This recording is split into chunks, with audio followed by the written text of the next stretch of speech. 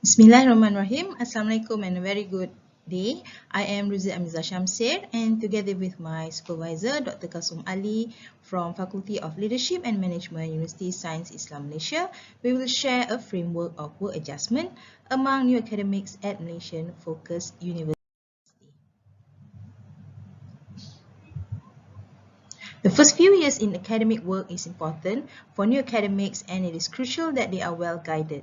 Adapting to new work responsibilities and tasks as an academician is daunting, as most of the academia is now more demanding for better job outcomes.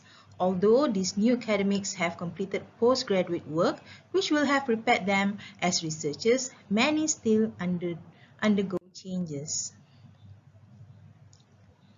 This is supported by Hamin, Machuchi and Wenning 2000, who described the new academic experience as a transition and training period in which the many tasks of academic life need to be mastered. Navigating this transition effectively and efficiently is important to the new academics. The entry level is a demanding period in one's career, which requires moving to new locations, learning new skills, and taking new roles and also responsibilities. In order to succeed, new academics must quickly learn, understand, and absorb the institutional norms, values, and politics of the new respective institution. The theory of work adjustment, TWA, Dawes and Lofquist 1984, is used as the underlying theory in this framework. TWA falls under the trait and factor theories. These theories stress that individuals need to develop their traits, which include their interests, perceptions of fate, personalities, and aptitudes, as well as selected environments that are congruent to them. The basic assumption of the TWA is that people have two types of needs, biological and survival needs. These needs give rise to drive states, which in turn lead to voluntary behavior. Whenever the behavior resulted in the needs being satisfied, and reinforcement have requirements that are analogous to the needs.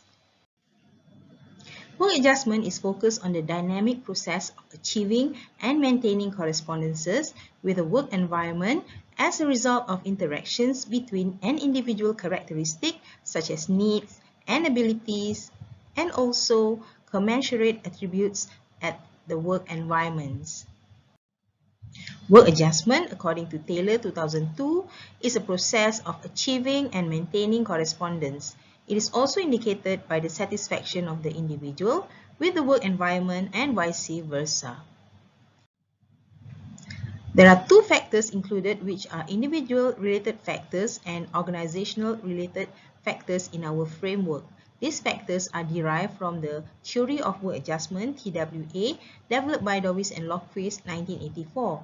The first factor, which is individual-related factor, consists of four dimensions, namely proactive personality, personality trait, locus of control, and job attitudes. The second factor, which is organizational-related factor, has two dimensions, which are organizational socialization and mentoring. There are four dimensions under the individual-related factors. They are proactive personality, personality trait, locus of control, and job attitudes. These dimensions are related to individuals' inner beliefs. Krantz stated that nowadays careers have developed into more decentralized and thus proactive behavior, and individuals' initiative has become even more critical determinants of organizational success. Being proactive also entails the individual to actively adapting himself to present conditions. Nur Wahiza, 2008, referred to personality as a characterized thinking and unique behavior patterns of an individual. It helps to shape an individual, and it encompasses individual genetics, ability, and competence. It is what makes a person different from another person. Now the next one is locus of control. Research has indicated that an individual's internal or external locus of control impacts their behavior in an organization. Research has also shown that when people perceive the locus of control to reside within themselves, they will be more creative and productive, and at the same time believe that their unique potential is being utilized. Next is job attitude. It is where it represents a person's general feeling of favorableness or otherwise towards some stimulus object. There are two dimensions chosen under the organizational related factors, namely organizational socialization and mentoring. These dimensions are related to the style of interaction at the new workplace of the new academics.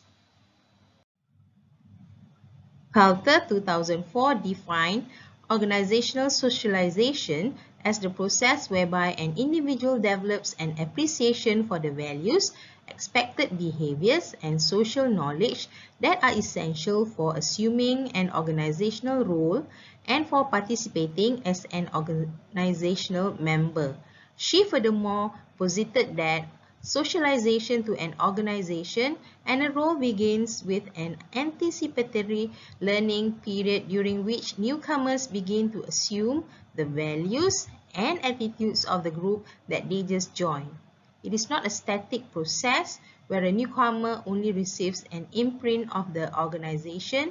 Instead, it is a dynamic process where the newcomers will bring their wealth of experiences, values, and ideas in the organization.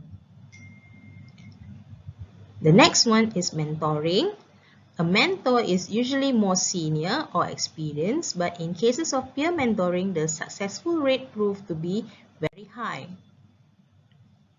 The theory of work adjustment, or the TWA, developed by Dawes and Lofquist, is used as a basis to develop this framework by showing the relationship between the two selected independent variables that contributed towards work adjustment of new academics at nation-focused universities.